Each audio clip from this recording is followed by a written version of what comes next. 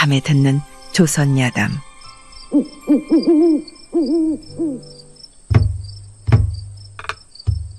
아주 먼 옛날 조용한 산골 마을에 작은 글방이 하나 있었죠. 이 글방의 훈장은 멀리서까지 소문이 날 정도로 그를 참 잘 가르쳤습니다. 하지만 사람 마음이라는 게 알 수 없는 법이죠. 훈장은 평소 점잖고 학식 있는 모습이었지만 마음 한구석엔 이상한 음심이 숨어 있었답니다. 마을에는 남편을 일찍 잃고 혼자 어린 아들을 키우며 살아가는 과부가 한 사람 있었지요. 과부는 곱고 현명하여 마을 사람들의 칭찬이 자자했습니다. 그런 그녀의 미모와 현명함이 훈장의 눈에도 들어왔던 것이지요. 시간이 갈수록 훈장의 과부를 향한 마음은 깊어졌고 날마다 글방에 오는 과부의 어린 아들을 통해 그녀의 마음을 알아보려는 궁리를 했습니다. 어느 날 아침 과부의 아들이 글방에 들어서자 훈장은 수업을 시작하기 전에 일부러 아이를 불러 세웠습니다. 얘야, 어머니께서 나에 대해서 뭐라 말씀하시는 것이 없더냐? 아이는 고개를 갸우뚱하며 순진하게 말했지요. 아무 말씀 없으셨는데요. 훈장은 기대가 어긋나자 잠시 표정이 굳었지만 금방 미소를 지으며 다시 수업을 시작했습니다. 그런데 이런 일이 하루 이틀이 아니라 날마다 반복되었죠. 매일 아침 글방에 오면 아이는 훈장님으로부터 똑같은 질문을 받고 똑같이 답했습니다.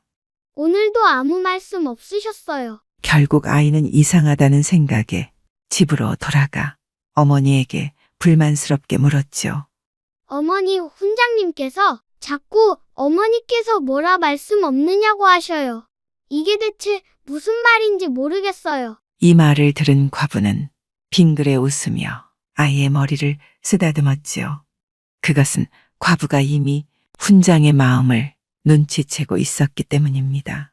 아가야, 내일 글방에 가거든 훈장님께 꼭 전하거라. 저녁 식사를 하신 후에 우리 집에 한번 놀러 오시라고 말이야. 아이는 어머니의 말을 고스란히 다음날 아침 훈장님께 전했지요. 이 말을 듣자 훈장님의 얼굴엔 화색이 돌았습니다. 마침내 자신의 마음을 알아챈 것 같아 기대가 부풀었지요. 그는 하루 종일 글방에 앉아 있어도 마음이 들떠 도저히 글 가르치는데 집중할 수 없었습니다. 학생들의 목소리도 귀에 들어오지 않았고 오로지 저녁 시간이 빨리 오기만을 기다렸습니다. 저녁이 가까워지자 훈장은 옷매무새를 단정히 하고 기름까지 발라 머리를 정리했지요. 그리고 조심스럽게 과부댁을 향해 발걸음을 옮겼습니다. 그의 머릿속은 온통 행복한 생각들로 가득했지요. 마치 세상을 다 가진 듯한 표정으로 과부댁을 향해 걸어가던 훈장은 곧 펼쳐질 자신의 운명이 어떠할지 꿈에도 알지 못한 채 행복한 미소를 지으며 걸음을 재촉했습니다. 한편 과부는 작은 미소를 지으며 부엌에서 술을 담가 놓은 큰 항아리를 바라보았습니다. 그녀의 눈에는 빛이 반짝였고 이미 마음속에는 어떤 계획이 구체적으로 자리를 잡기 시작했습니다. 그리고 훈장이 오기 전 과부는 방안을 뜨겁게 덮이고 술은 더욱 독하게 준비했습니다. 그녀는 항아리의 술이 얼마나 독한지 직접 맛을 보며 만족스럽게 웃었지요. 이 정도면 충분하겠어. 밤이 되자 훈장이 약속대로 과부의 집 앞에 도착했습니다. 그는 떨리는 마음으로 조심스럽게 문을 두드렸고 과부는 곧 문을 열어 환하게 맞이했지요. 어서 오세요, 훈장님.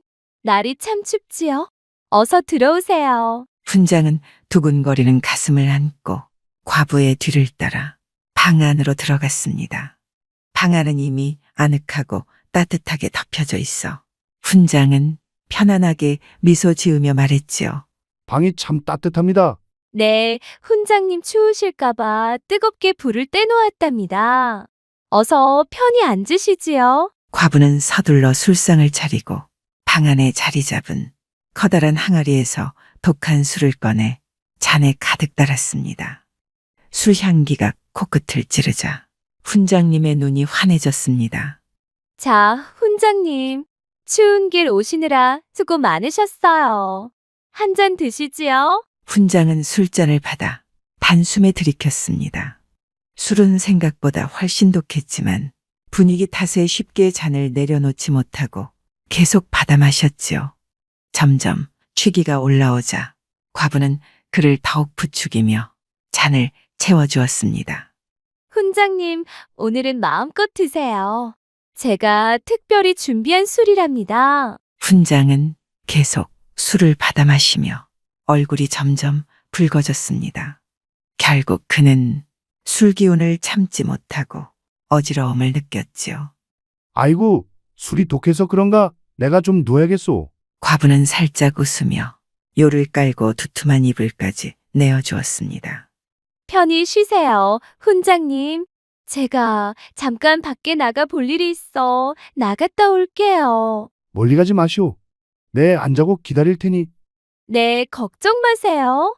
과부는 그렇게 말하고 아궁이로 가서는 불을 더욱 지폈습니다.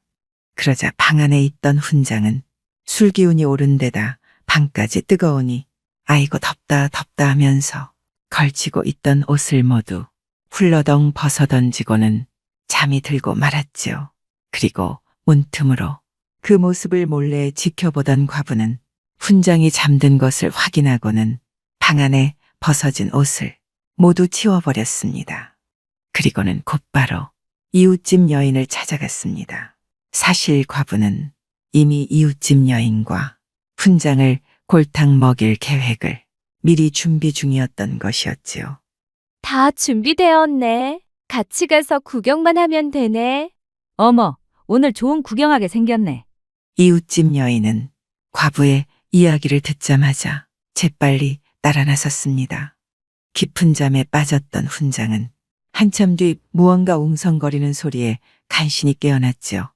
그는 취기가 가시지 않은 채 어지러운 눈을 뜨고 방 안을 살펴봤습니다. 그런데 방문 밖에서 속삭이는 여자들의 소리가 들렸지요.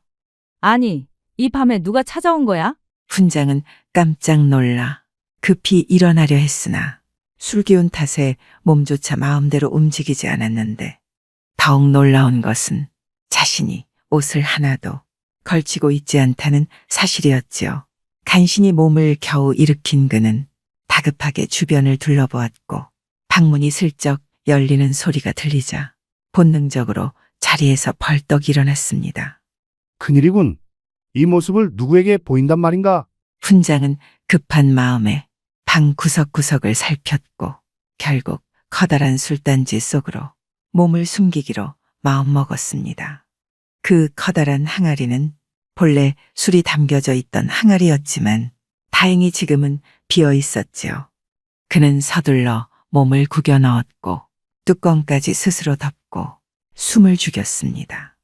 어휴, 이렇게 좁을 줄은 몰랐구먼.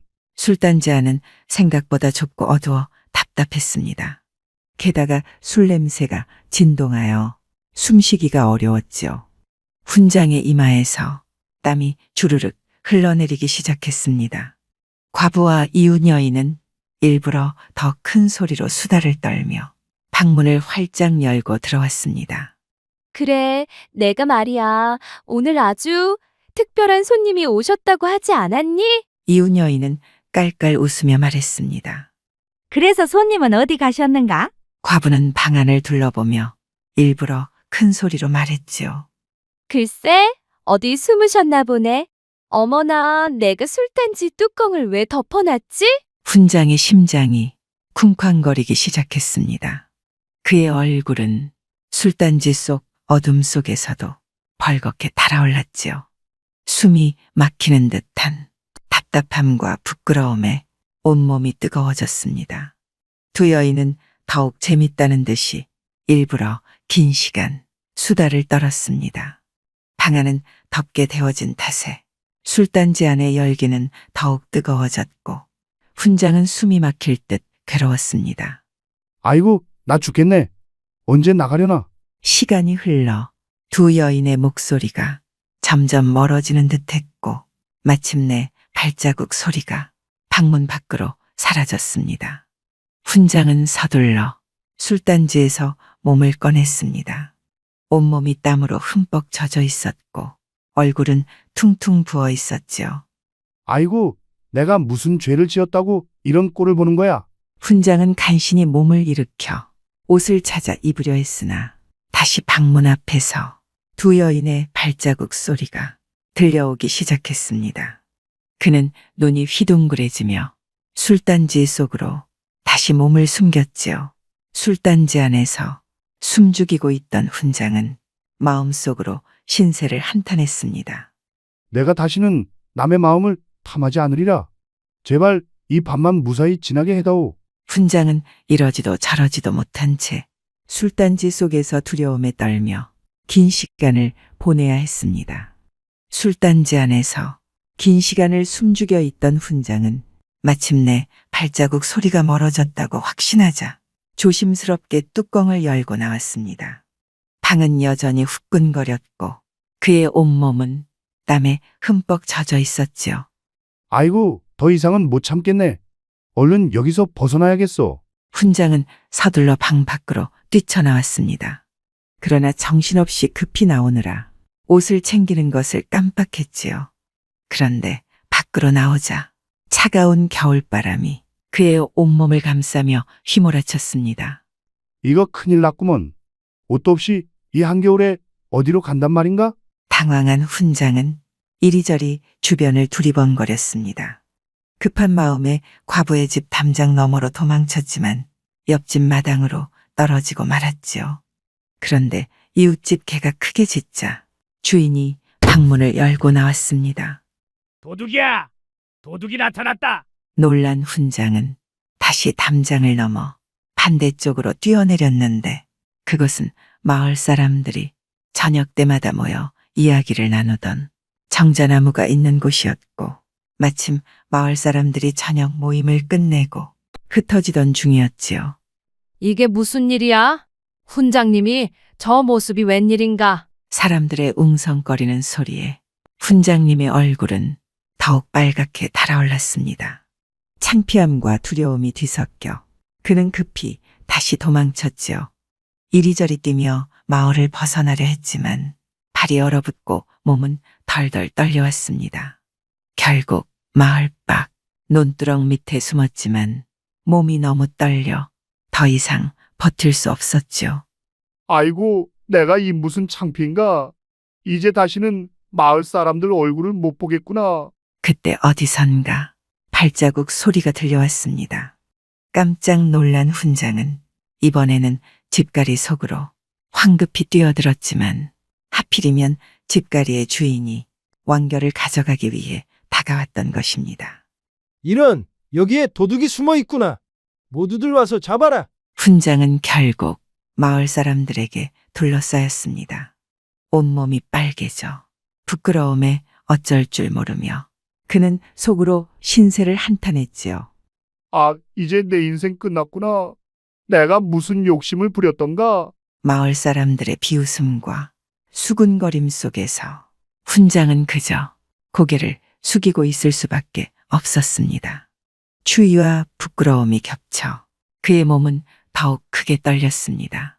마을 사람들 앞에서 벌거벗은 채로 붙잡힌 훈장은 고개를 들 수조차 없었지요. 수군거리는 사람들 속에서 그는 자기가 얼마나 큰 잘못을 저질렀는지 뼈저리게 깨달았지요. 아이고, 내가 어쩌다가 이런 수모를 겪게 되었단 말인가? 마을 어르신들이 혀를 끌끌 차며 훈장을 안타깝게 바라보았습니다. 훈장님, 어찌 이런 일이 벌어졌소? 마을의 존경을 받던 훈장님께서 이럴 줄은 정말 몰랐구려. 부끄러움에 휩싸인 훈장은 아무 말도 하지 못하고 그저 고개만 푹 숙였지요. 이때 마을의 나이든 어르신 한 분이 훈장에게 다가와 낮은 목소리로 말씀하였지요. 훈장님, 이번 일로 큰 교훈을 얻으셨겠지요. 남의 것을 탐내면 결국 그 대가를 치르게 마련입니다. 이번 일을 잊지 마시고 앞으로는 더욱 바르게 살아가시기를 바랍니다. 그 말에 훈장은 억울하여 뭐라고 변명이라도 하고 싶었지만 차마 과부 집에서 벌거벗고 있던 일까지 이야기하려니 입이 떨어지질 않았습니다. 그는 이제 더 이상 과부댁은 물론이고 누구에게도 부끄러운 마음을 품지 않겠다고 굳게 다짐했습니다. 얼마 후 마을 사람들은 조용히 훈장을 집으로 돌려보냈습니다. 집에 돌아온 훈장은 며칠 동안 문 밖에 나가지 않고 깊은 생각에 잠겼지요. 내가 대체 왜 그런 부정한 마음을 품었던 것일까? 이렇게나 망신을 당할 줄은 꿈에도 몰랐구나. 며칠 뒤 훈장은 다시 글방문을 열었습니다. 마을 아이들이 다시 찾아왔고 그들 앞에 선 훈장은 전과 다르게 한층 더 겸손하고 진중한 모습이었습니다. 그는 아이들에게 말했지요. 얘들아, 잘 들어라. 사람은 항상 부정한 마음을 품지 말아야 하느니라. 그러면 나처럼 부끄러운 일을 당하게 된다. 그러니 항상 바르게 살고 남을 존중하는 마음을 가져야 하는 것이다. 아이들은 고개를 끄덕이며 훈장의 말씀을 새겼습니다. 시간이 지나면서 마을 사람들도 점차 훈장의 진심 어린 변화에 마음을 열었습니다. 훈장은 다시 마을에 존경받는 인물로 돌아갔고 과부댁과는 다시는 부끄러운 일 없이 서로를 존중하며 지냈습니다.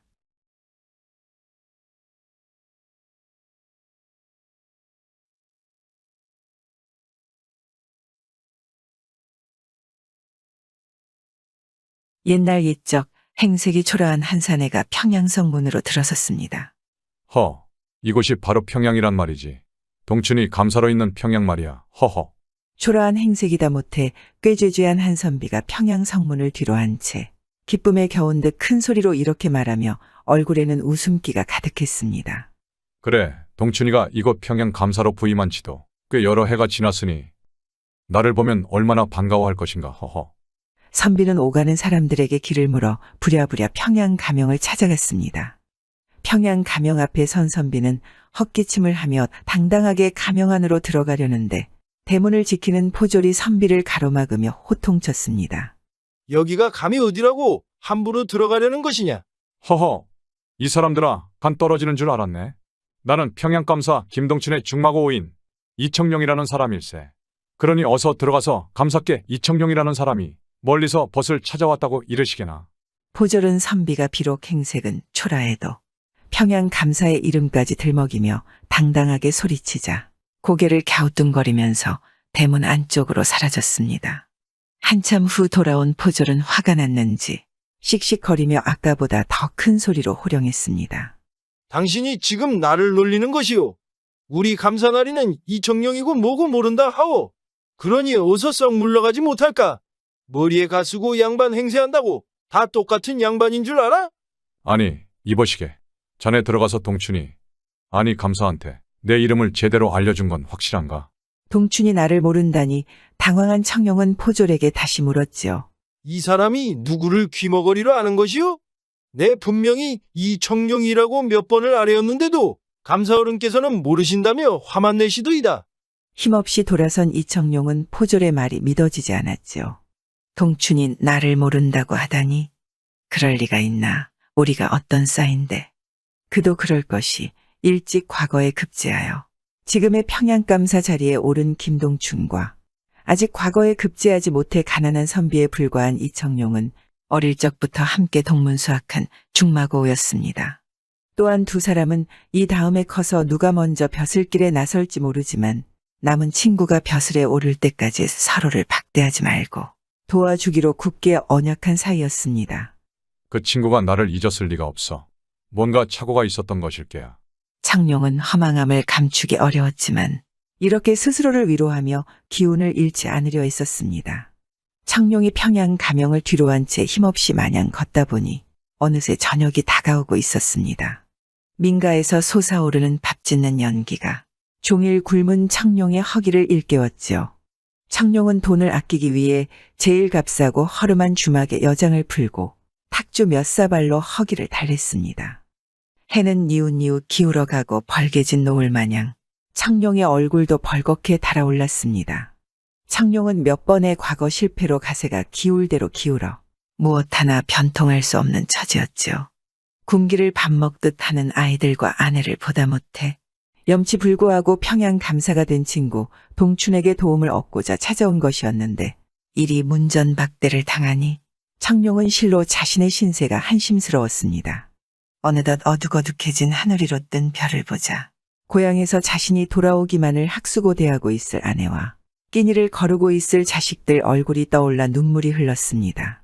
밤새 떠오르는 생각들로 뒤척이다 뜬 눈으로 아침을 맞은 청룡은 또다시 동춘을 찾아가 수모를 당하느니 돌아가는 것이 낫겠다고 생각하고 주섬주섬 행장을 꾸려 객사를 나섰습니다.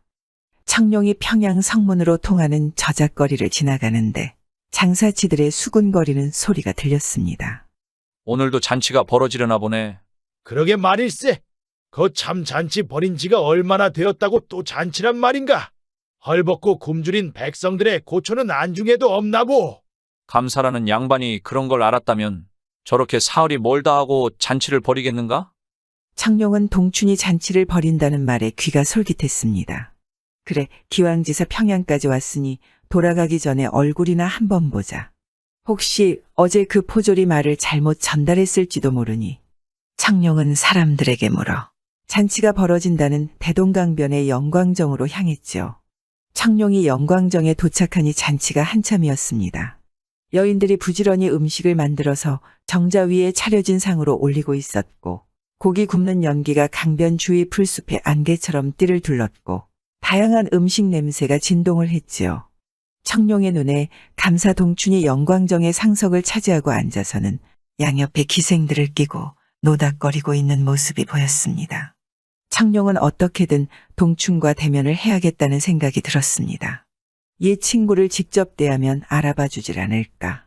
청룡은 영광정 주변을 살피었습니다. 주변은 포졸들로 둘러싸여 경비가 삼엄했지요. 그래 한참 주위를 살피다가 마침 큰 술독을 들고 가는 사람들 틈에 섞여 포졸들 눈에 띄지 않고 영광정에 오를 수 있었습니다. 청룡은 망설임 없이 곧장 평양감사 김동춘 앞으로 걸어가 소리쳤습니다. 이보시게 김감사, 정녕 나를 모르시겠는가? 중마고 이청룡을 이래도 모른다 하시겠는가? 평양감사 김동춘은 갑자기 나타난 청룡을 보고 깜짝 놀라는 눈치더니 이내 그를 노려보며 포졸들에게 소리쳤습니다. 여봐라, 아무나 들이지 말라고 했거늘 웬 실성한 자가 나타나 잔치에 흠을 깨는 게냐. 어서 잡아 밖으로 내쳐라. 포졸들은 서둘러 청룡을 잡아 끌어내려 했지요. 어찌 중마고우로 동문수학하던 친구가 벼슬길에 올랐다고 나를 못 알아본단 말인가. 지금까지 자신이 동춘에게 서운하게 한 것이 없었거늘 벼슬이 높아졌다고 지난날의 친구를 이리도 매정하게 대한단 말인가. 자네와 내가 동고동락한 세월이 얼마인데 자네가 나를 이리 없인 여길 수 있단 말인가. 친구와의 의리조차 헌신짝 버리듯 매정하게 저버리는 자가 어찌 백성들을 다스리는 벼슬아치란 말이더냐. 청룡이 분하고 원통하여 동춘에게 소리쳤지만 이에 아랑곳하지 않고 평양감사는 포졸들에게 명했지요. 여봐라, 저 실성한 놈이 본관을 농락하는 것을 보고만 있을 터이냐. 당장 거적에 싸서 강물에 던져버리거라. 괘씸한 놈 같으니라고. 포졸들은 감사의 처벌이 다른 때에 비해 그 정도가 심하다고 여겼으나 명령이 이미 내려졌으니 실행할 수밖에 없었습니다. 감사 나리의 처벌이 오늘은 유독 심하시구먼. 그러게 말일세. 친군지 실성한 사람인지야 알 수 없지만 저 사람 정말 안 됐군 그래. 구경꾼들도 안쓰러운 마음에 저마다 한마디씩 수군거렸습니다. 그렇게 청룡은 포졸들에 의해 거적에 쌓여 대동강물로 던져졌습니다. 그리고 잔치는 재개되었지요. 막 잔치가 재개되려는데 동춘이 가장 총애하는 기생 춘혜춘이 얼굴을 찡그리며 동춘의 귓전에다 소곤거렸습니다. 저 감사나리 송구하옵니다만 소녀 아무래도 잔치가 여러 날 계속되다 보니 먹은 것이 체했는지 배가 아파 참을 수가 없습니다. 집에 가서 의원의 진찰을 좀 받았으면 하옵니다. 얼굴을 보니 많이 안 좋은 모양이구나. 송구하옵니다. 감사나리. 그래, 그렇다면 먼저 집에 들어가 쉬어라. 내 잔치가 끝나면 들르겠느니라.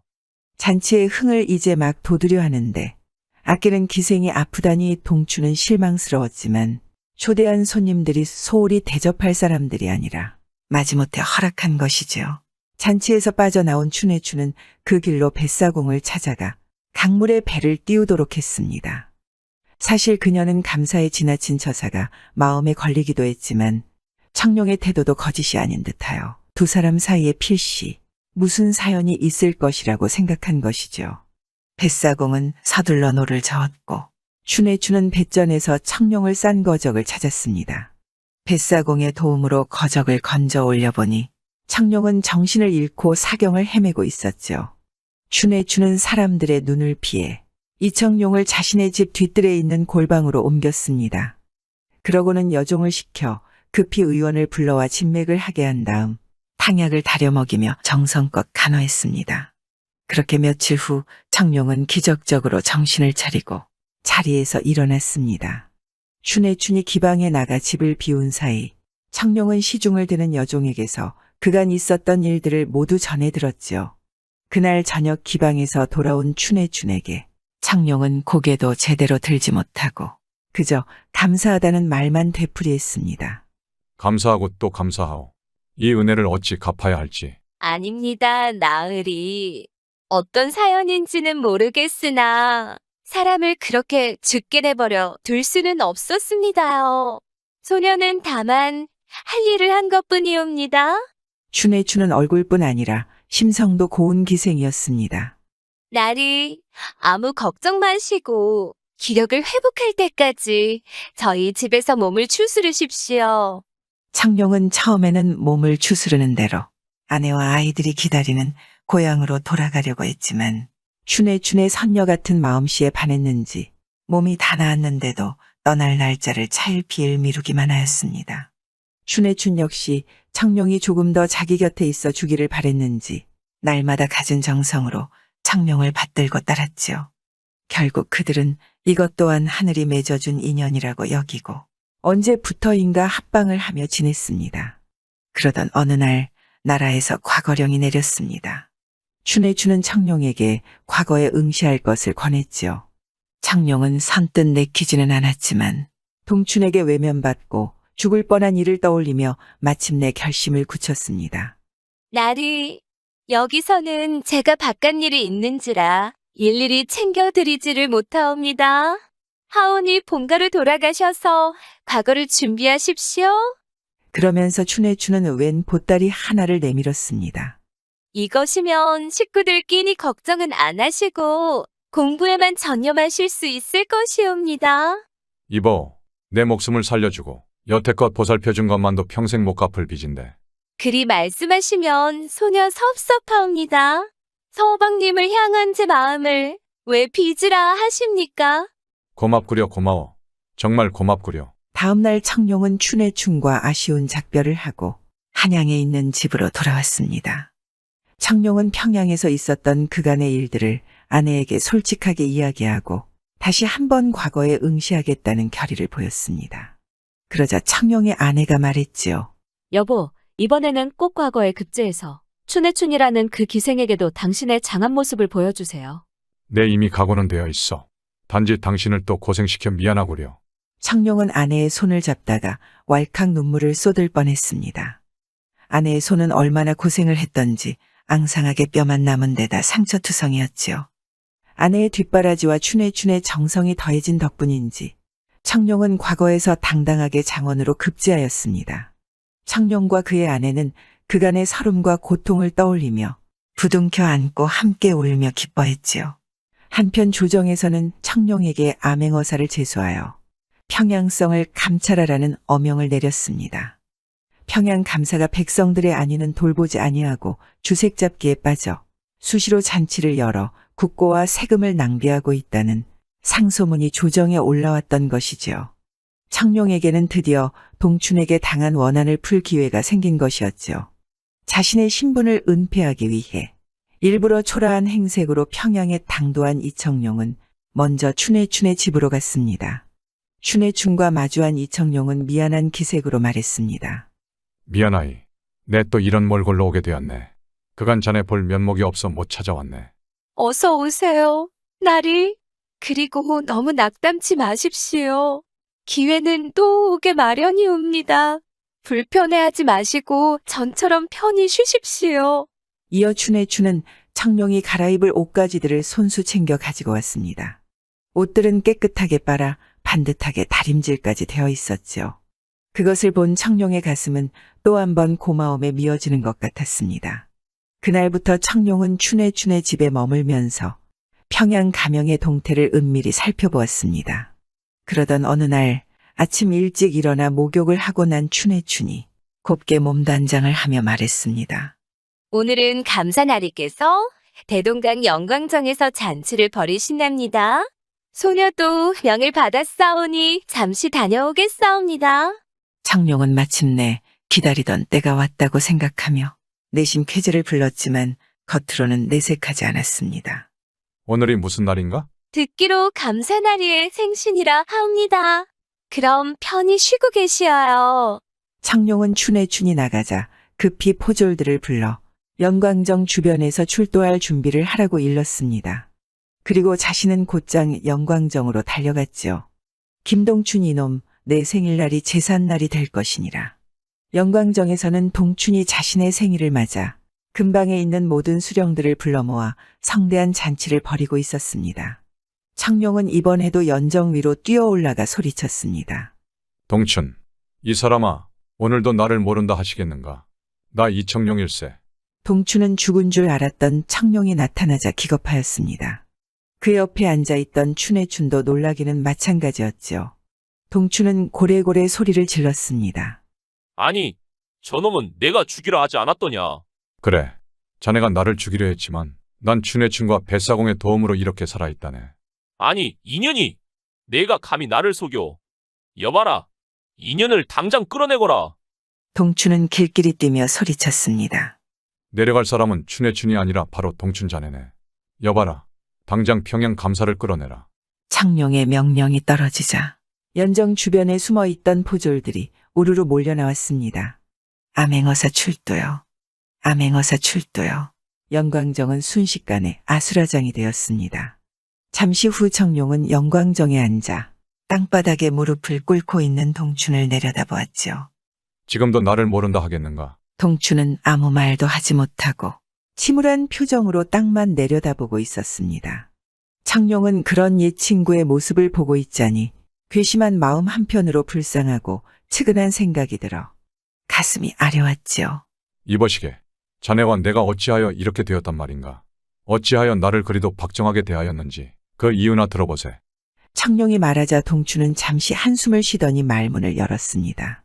글쎄, 이제 와서 굳이 이유를 말하면 무엇하겠는가마는. 지난날 내가 이곳으로 부임하기 전에 자네 집에서 하룻밤 묵으며 이별주를 나누지 않았는가? 그래, 그랬었지. 그때 술상을 봐주던 여종을 기억하는가? 청룡은 동춘 앞으로 점점 발걸음을 옮겨갔습니다. 내 그 여종이 마음에 든다고 자네한테 말했었지. 그래, 그랬었지. 청룡은 동춘의 입에서 그날의 얘기가 나오자 이내 얼굴이 굳어졌습니다. 사실 나는 그 여종이 너무나 마음에 들었었네. 그래서 부끄러움을 무릅쓰고 자네에게 그 여종을 달라고 말했던 것이네. 하지만 자네는 그런 내게 핀잔과 무함만을 주었었지. 동춘의 이야기를 들으며 청룡의 얼굴은 더욱 굳어져 갔습니다. 우리 사이에 그깟 여종 하나쯤 주는 것이 무엇이 어렵다고 친구를 그렇게 면박하나 싶었네. 자네와의 우정이 모두 허사라고 느꼈지. 하여 그때 내 다시는 자네를 보지 않기로 결심했던 것이네.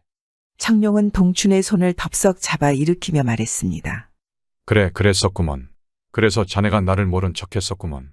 그렇다면 모든 것은 내 탓인 게지. 하지만 그날 일은 내게도 사연이 있네. 사연이라니. 실은 그 무렵 우리 집 형편이 굉장히 어려웠었네. 그래서 부리는 종은커녕 먹을 것조차 변변히 구하기 어려웠지. 아니, 그럼 그때 내게 대접한 주한상과 그 여종은 뭐란 말인가? 사실 음식은 아내가 이웃집을 돌아다니며 나중에 품을 팔기로 하고 먼저 받은 품삯으로 어렵게 마련한 것이었네. 그렇다면 왜 진작 말하지 않았는가? 그리고 놀라지 말게. 자네가 마음에 있어 하던 그 여종은 실은 내 아내라네. 내 집에서 친구를 대접하는데 술시중을 들 여종이 없다고 하여 어찌 아내에게 술시중을 들라고 할 수 있겠는가.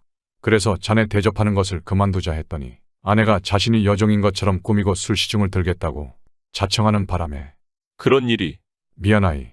먼 길 떠나는 친구를 그냥 보낼 수 없어 그리한 것인데 그것이 화근이 될 줄 몰랐네. 미안하네. 내 탓이었네. 그럼 내가 자네 아내를 욕보인 것이나 마찬가지 아닌가? 동춘이 당황하여 말했죠.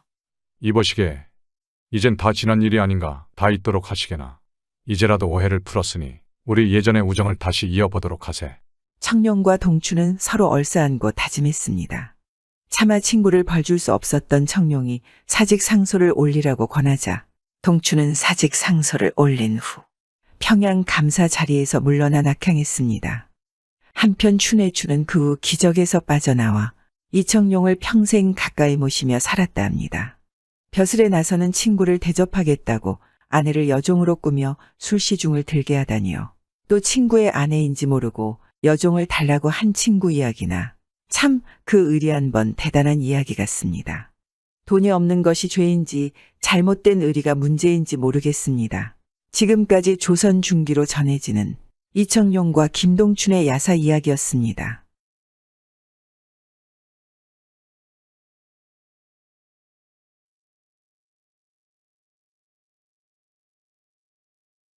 옛날 옛적 어느 고을에 두 형제가 살았습니다. 하지만 한 어머니 뱃속에서 나온 두 형제는 달라도 너무 달랐습니다. 어리석고 게으른 데다 노름에 빠진 형은 여기저기에 빚을 많이 져서 그 빚을 갚으려고 아버지에게 물려받은 논밭을 하나 둘 팔아먹고 살았지요. 반면 동생은 부지런하고 수완이 좋아 형이 논밭을 팔아먹을 때마다 논밭을 다시 사서 형에게 주었지요. 그렇게 형이 팔면 동생이 다시 사들이기가 반복되다 보니 동생의 마음이 어쨌겠습니까? 더구나 동생에게는 딸린 식구도 여럿 있었죠. 하루는 동생의 부인이 한탄하듯 말했죠. 여보, 이렇게 열심히 일해 형님만 도와주면 뭐합니까? 늘상 당신이 형님을 도와주니 형님이 당신만 믿고 저리 일도 안 하고 사는 거 아니겠어요? 아이들도 커가는데 참말로 걱정이네요. 그래도 어찌하겠소. 부모님 두 분 다 돌아가시고 남은 혈육이라고는 형님 한 분뿐인데 내 조금 고생스럽긴 해도 형을 어찌 외면할 수 있겠소? 불평하는 아내에게 말은 그렇게 했지만 사실 동생도 걱정이 많았죠. 왜 안 그렇겠습니까? 아이들은 커가는데 밑빠진 독에 물 붓기식으로 형을 챙기다 보니 힘에 부쳤습니다. 그날 저녁 거나하게 술이 취한 형이 대문을 열고 들어왔습니다. 분명 오늘도 투전판에서 돈을 잃고 속이 상해 술을 진탕 먹고 들어오는 것이었죠. 안 그래도 낮에 부인의 투정이 신경 쓰였던 동생이 형을 보니 속이 상했습니다. 그래 오늘은 못 참겠어 형에게 볼멘 소리를 했지요. 형님 오늘도 투전판에서 돈을 잃으시고 이리 취해 오신 것입니까? 또 얼마나 돈을 잃으셨을지 모르겠지만 저도 이제는 더 이상 형님 뒤치다꺼리 하기에 힘이 부칩니다. 자꾸 이러시면 저도 따로 살림을 내어 나가 살아야 할 것 같습니다. 동생의 짜증 섞인 소리에 화가 나 형이 말했죠. 무엇이라고 내가 지금 형한테 뭐라고 짓거리는 게냐?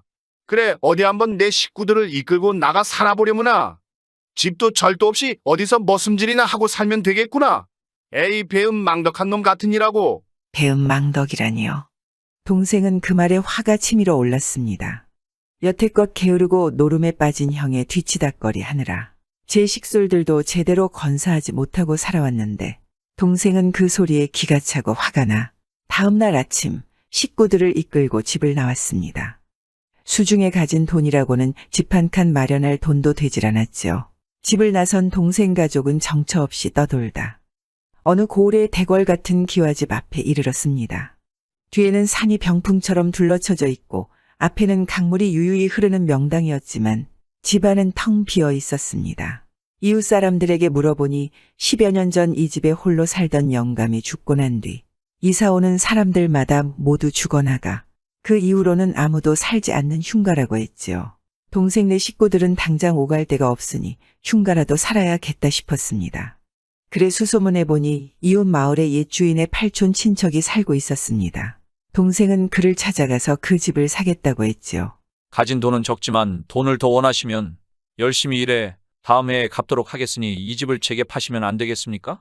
들어가면 반드시 죽어서 나오는 집에 들어가 살겠다니 이해가 안 되는구려. 죽는 것이 두렵지 않다면 그냥 들어가 살 것이지. 그 집을 사서 뭘 하려 하오? 비록 흉가라고 해도 돈을 내지 않고 그렇게 큰 집을 가진다는 것은 옳지 못한 일이지요. 동생은 고집을 피워 결국 가진 돈을 모두 주고 그 집을 사고 집 문서도 만들어 받았습니다. 그러고는 흉가라니 걱정은 됐는지 일단 가족들은 다른 곳에서 머무르게 하고 혼자만 그 집으로 들어갔습니다. 방 하나를 깨끗이 청소한 뒤 밤에 불을 밝히고 앉아 있는데 마당 쪽에서 신발 끄는 소리가 들려왔습니다. 그러더니 조금 뒤 누군가 방문을 열고 얼굴을 쑥 들이밀어 물끄러미 바라보다가 문을 닫고 사라졌습니다. 동생은 순간 등골이 오싹하고 식은 땀이 줄줄 흘렀습니다. 그리고는 아무것도 보지 못한 척 앉아 있었죠. 마당에는 키가 큰 귀신과 작은 귀신이 서 있었습니다. 큰 귀신이 작은 귀신에게 물었죠. 방 안에 사람이 있더냐? 네, 이제서야 주인이 왔습니다. 그거 참 잘 됐다. 조금 뒤 큰 귀신이 방문을 열고는 한참 동안 동생을 물끄러미 바라보았습니다. 그는 키가 크고 머리에는 관을 쓰고 있었지요. 귀신과 눈이 마주친 동생은 일어나 인사를 하고 말했습니다. 깊은 밤에 어떻게 이곳까지 오셨습니까? 무슨 연유인지는 모르나 일단 방 안으로 드시지요. 나는 사람이 아니라오.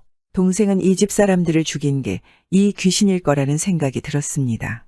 당신이 집주인 가족을 죽였군요. 그렇다면 당신은 흉악한 귀신이라는 비난을 면치 못할 것입니다. 맞소. 그렇지만 내가 그 사람들을 죽이고자 한 것이 아니라오. 나는 원래 이 집에 살고 있었는데 어느 날 고래 역병이 돌아 식구들을 모두 잃었지요. 그래 생전에 아주 귀중한 물건을 이 집에 숨겨두었는데 그걸 찾아 다른 사람에게 전해줄 때까지 이곳을 떠날 수 없었지요. 그래서 밤마다 새로 이사온 주인을 찾아가 그 물건을 주려는 뜻을 전하고자 했는데 새로 이사온 주인들은 겁이 많아 나를 보자마자 숨이 막혀 죽어버렸습니다. 그동안 여기에 머무는 시간이 길어지니 나도 걱정이 이만저만이 아니었지요. 근데 당신은 나를 보고도 놀라지 않으니 당신이야말로 그 보물의 주인이 될 만합니다. 보물을 전해줄 사람을 만났으니 나는 더 이상 머무르지 않겠소. 이 집의 세 번째 기둥 주춧돌 아래에 큰 단지가 묻혀 있는데 거기에 은이 가득하다오. 그걸 드릴 테니 꺼내어 쓰시오. 큰 귀신은 작은 귀신을 향해 말했습니다. 내가 가진 작은 단지도 드려라. 그러자 작은 귀신이 다른 주춧돌 아래를 가리켰습니다. 두 귀신이 작별 인사를 하면서 말했죠. 우리는 이제 떠나오. 부디 당신은 이 좋은 집을 잘 지키며 오래도록 큰 복을 누리시오. 아침이 되자 동생은 아내와 자식들을 불러왔죠. 그리고 좋은 날을 받아 목욕 재개하고 제사를 올린 뒤 큰 귀신이 말한 주춧돌 아래를 파보았습니다. 한참을 파보니 과연 큰 단지가 나왔고 그 속에는 은이 가득했습니다. 곧이어 작은 귀신이 말한 기둥 주춧돌 아래를 파보니 작은 단지가 나왔는데 금이 가득했죠. 동생은 그 금과 은으로 수십 리 안에 있는 기름진 논밭을 사들여 열심히 농사를 지었습니다. 동생은 원래부터 농사짓는 솜씨가 좋은 데다 부지런하고 검소하니 어느새 그 고을 최고 갑부가 되었죠. 그렇게 세월이 흘러 10년 뒤 동생은 형이 생각났죠. 매정하게 구는 형을 매정하게 뿌리치고 나온 것이 늘 미안했던 것이었습니다. 그래 동생은 형을 찾아갔습니다. 형의 안부가 궁금하기도 하고 걱정이 되기도 했던 것이죠. 형의 집 앞대문에서 문을 두드렸죠. 계시오? 아무도 안 계시오? 니시오. 문을 열고 나오는 사람은 형이 아니었습니다. 형은 이미 노름빚에 가산을 탕진하고 집도 절도 없이 이웃마을 최진산의 집에서 머슴살이로 목숨을 연명하고 살고 있다는 것이었습니다. 이 얼마나 가슴 아픈 소식인가요? 그래 그 길로 동생은 형이 머슴살이를 한다는 집을 찾아갔습니다. 가는 길에 보니 웬 백발 노인이 뙤약볕 아래에서 밭일을 하고 있는 게 보였지요. 백발 노인은 얼굴은 새까맣게 그을리고 밭일을 하느라 온몸에 흙이 묻어 몰골이 말이 아니었습니다. 그래 다가가 물었습니다. 어르신 이 고을에 최진사댁이 있다는데 혹시 아시오? 백발 노인이 물끄러미 동생을 바라보았습니다. 동생도 가만히 노인을 바라보았지요. 그렇게 둘이 서서 가만 보니 형이고 동생인 것이 아니겠습니까? 백발노인이 돼버린 형을 본 동생은 목이 메이고 눈물이 나 형을 끌어안고 한없이 울었지요. 형도 고개를 숙인 채 울었습니다. 둘은 서로 반갑고 미안한 마음에 아무 말도 할 수가 없었습니다. 형님, 죄송합니다. 이렇게 고생하시는 형님을 버려둔 채 10년이 흘렀군요. 아니다, 동생아. 그렇게 너와 내 가족들을 떠나보낸 일이 참으로 미안해. 내 일이 벌을 받고 있는 것이니 미안해 말거라. 형님, 이렇게 살아계신 것만이라도 고맙습니다. 저는 그동안 재산을 많이 모아도 넓은 땅을 마련해 놓았지요. 형님과 제가 함께 그 땅을 경작하면서 조상 제사를 잘 모시면 좋겠습니다. 그리하여 그날로 형을 모시고 간 동생은 형과 함께 기름진 논 밭을 가꾸면서 행복하게 살았다 합니다. 한부모 아래 태어난 자식인데 일이 다를 수 있나요? 그렇게 서로 다르니 아무렇지 않게 주고받는 말에 서운하고 또 멀어지고 하는 게 아닐까요? 멀어진 서로를 용서하는 데는 10년이라는 긴 세월이 필요한가 봅니다. 10년이라는 세월이 걸리기 전에 서로를 인정하고 존중한다면 멀어질 일도 없지 않을까요?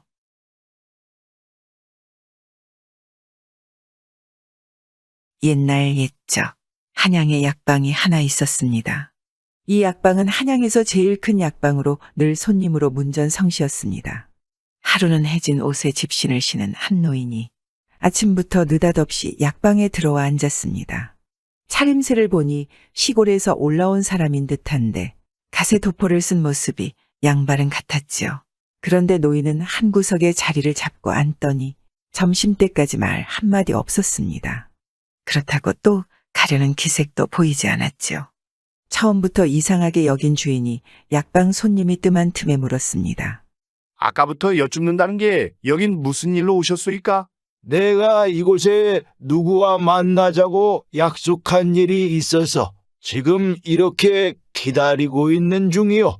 귀댁 전방에서 이렇게 자리만 차지하고 있으니 미안하오. 무슨 미안할 것까지야 있겠소이까? 그래도 점심때가 되었으니 약방 주인은 노인을 두고 혼자 밥을 먹을 수가 없어 점심을 함께 먹자고 청했지요. 그러나 노인은 거절하고 문 밖으로 나가더니 저자에서 밥을 한 그릇 사 먹고는 다시 왔습니다. 노인은 아까처럼 그 자리에 또 눌어붙은 듯 앉아 있다가 약방문을 닫을 때가 되어서야 일어났지요. 다음 날 아침 주인이 약방문을 열자 어제 그 노인이 또 찾아왔습니다. 역시나 오늘도 누군가를 기다리는지 약방 한켠에 자리하고 앉아서는 아무 말도 없었습니다. 그렇게 며칠이 지났으나 기다린다는 사람은 끝내 오지 않았지요. 그러던 어느 날 해가 니웃니웃 저물어가 약방문을 닫으려 할 때였지요. 웬 사내가 약방문으로 뛰쳐들어오더니 약을 달라 사정을 하는 게 아니겠습니까?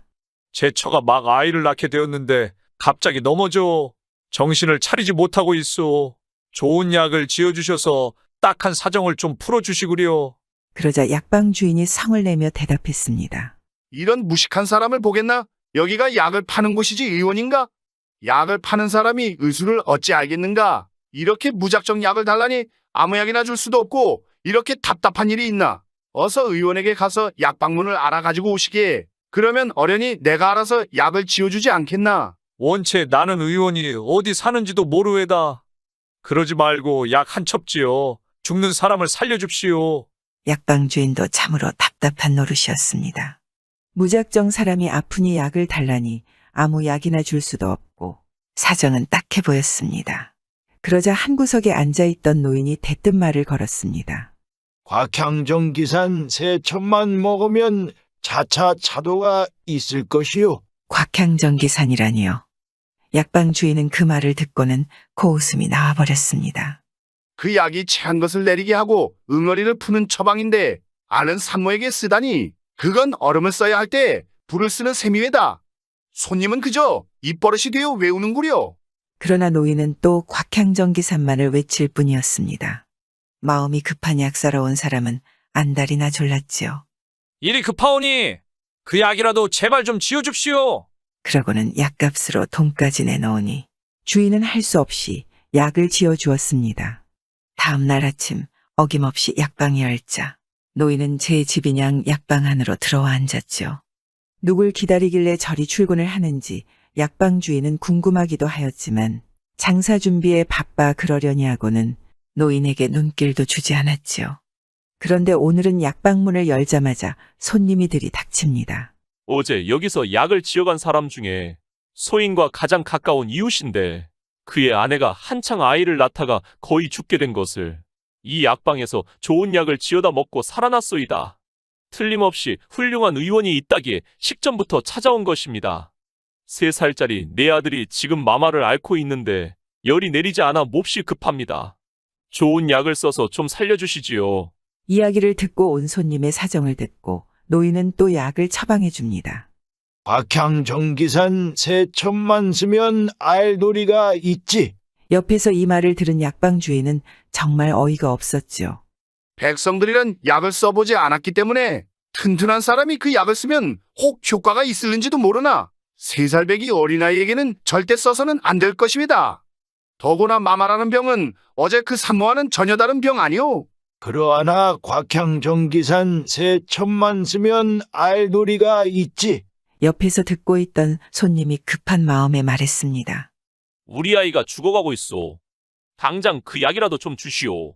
약방 주인은 손님이 성을 내며 약을 달라 하자 또 그 약을 주고 말았습니다. 그렇게 약을 받아간 남자는 얼마 후 황급히 다시 찾아왔죠. 고맙습니다. 그 약을 받아다가 아이에게 먹였더니 바로 열이 내리고 씻은 듯이 나았습니다. 이 일이 있은 뒤 소문은 꼬리에 꼬리를 물고 문 안에 퍼져 약방 앞은 문전성시입니다. 노인은 누구에게나 다 곽향정기산 처방을 주었는데 이게 웬일인지 낫지 않는 병이 없었습니다. 그래 한양의 아픈 사람은 모두 곽향정기산 처방을 받고 나았지요.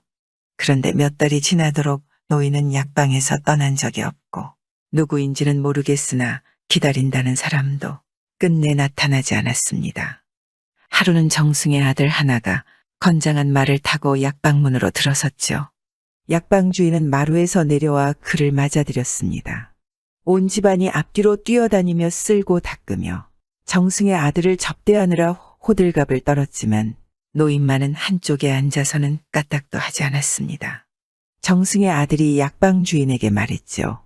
부친이 아프셔서 놓은 지 이미 몇 달이 지나 온갖 약을 다 썼지만 효험은 없고 원기만 점점 쇠약해지시네 그려. 어제 어이에게 들려 물어보니 보약을 쓰라고 하는데 어이께서 하시는 말씀이 약효가 다 빠진 묵은 약재를 써서는 소용이 없으니 꼭 직접 약방에 가서 새로 캔 약재를 특별히 골라 처방대로 잘 지어 먹으면 효과가 있을 것이라 하기에 내가 이렇게 직접 왔네. 정승집 아들의 말을 들은 약방 주인은 품질이 좋은 약재들을 골라 처방대로 약을 짓는 데 바빴습니다. 그런데 정승집 아들이 아까부터 가만히 보니 약방 한쪽에 꾀죄죄한 노인이 앉아 있는데 영 눈에 거슬렸나 봅니다. 그래 약방 주인에게 낮은 목소리로 물었습니다. 저기 앉아있는 꾀죄죄한 노인은 뭐 하는 사람인가? 그 말에 약방 주인은 요즘 약방에서 일어난 이상한 일들을 다 이야기했죠. 그러자 정승집 아들은 노인 앞으로 다가가서는 부친의 증세를 자세히 설명하고 좋은 약 처방을 내줄 것을 청하였습니다. 이번엔 어떤 처방이 내려졌을까요? 노인은 얼굴색 하나 변하지 않고 말했습니다. 곽향정기산이 제일 좋은 줄로 아오이다. 혹시나 했더니 역시나였던가요? 정승의 아들은 미친 사람을 본 것 마냥 씩 웃으며 물러나서는 약방 주인이 지어준 약을 가지고 그냥 돌아왔습니다. 집에 돌아온 정승의 아들은 종들에게 즉각 약을 다리게 하고는 부친에게 가서 문안을 드렸죠. 그리고 한참을 이야기하다 약방에서 본 노인에 관한 이야기가 나왔습니다. 그랬더니 가만히 아들의 이야기를 듣고 있던 정승이 말했습니다. 사람들이 그 노인의 처방을 받고 병을 낳았다니 그 약을 나 또한 먹어보고 싶구나. 어차피 곽향정기산이라 하면 배가 아프고 소화가 안 될 때 먹는 가벼운 약이 아니더냐. 사실 재상이 듣기엔 노인이 보통의 사람이 아닌 듯했죠.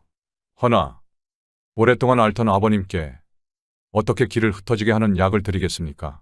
어이도 그러한 처방을 내린 적이 없는데 약방 노인의 말을 듣고 차마 그렇게 하여서는 아니 될 일입니다. 곽향정기산을 놓고 아들은 물론 문객과 종들까지도 모두가 그 약을 써서는 안 된다고 펄쩍 뛰었지요. 정승은 그저 잠자코 있었습니다. 그리고 얼마가 지나고 하인이 약을 다려 들어오자 정승이 말했죠. 먹은 것이 내려가지 않았으니 아직은 침방에 가져다 두어라. 밤이 되자 재상은 아들이 지어온 약을 남모르게 쏟아버렸습니다. 그리곤 아들 몰래 하인을 불러 약방에 가서 곽향전기산 세 첩을 지어오게 했습니다. 그러고는 그것을 한꺼번에 큰 솥에 달이게 하고 3번에 나누어 먹었죠. 정승이 첫 새벽에 일어나 앉으니 과연 정신이 깨끗하고 몸이 거뜬해졌습니다. 아들이 아침 문안을 오자 정승이 말했죠. 오늘 아침 묵은 병이 이젠 다 나았다. 어이의 말이 맞았나 봅니다. 과연 어이의 의술이 그리 뛰어나니 어이가 되었나 봅니다. 아들이 어이를 칭찬하며 기뻐하자 정승이 손사래를 치며 말했죠. 아니다. 내가 말한 약방의 그 훈장이 어디 사람인지는 모르나 참으로 신령한 의원이로다. 정승은 이어 약을 쏟아버리고 곽향전기산을 다려 먹은 일을 말하고 나서 아들에게 일렀지요. 몇 달 동안 앓던 병이 하루아침에 얼음 풀리듯 하였으니 그 은혜가 크구나. 내가 아무쪼록 가서 그를 맞아 오는 게 좋겠다. 아들은 부친의 명을 받고 약방으로 찾아갔습니다. 자신이 비웃던 노인에게 고맙다고 인사하면서 같이 집으로 가줄 것을 청하였습니다. 그러자 노인은 옷자락을 떨치며 일어나 말했습니다. 허허, 내가 성안에 잘못 들어왔다가 이런 망측한 말을 듣는구나. 내가 어찌 그대 집에 문객이 되겠소? 만날 사람 다 만났으니 이제 그만 돌아가 봐야겠소. 노인은 그렇게 성을 내며 황망히 가버렸습니다.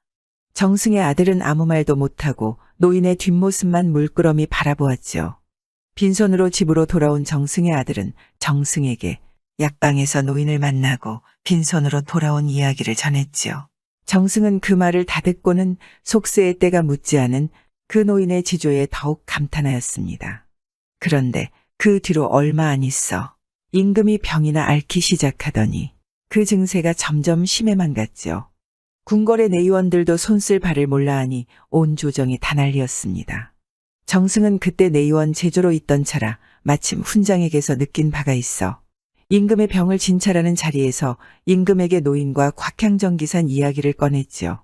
대개 의서에 이르기를 어느 해이든 해에 따르는 운수가 있어 그것이 순환하며 일시에 온갖 병을 일으킨다 했습니다.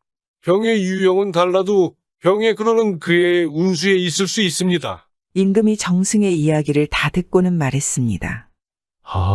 어차피 어이뿐만 아니라 내의원 의원들 그 누구도 내 병의 병명조차 모르지 않소. 병도 모르고 이 약 저 약 올리지 말고 정승의 말처럼 곽향전기산을 먹어보는 것도 나쁘질 않을 것 같소. 먹는다 하여 그리 해로울 것은 없는 것 아니요.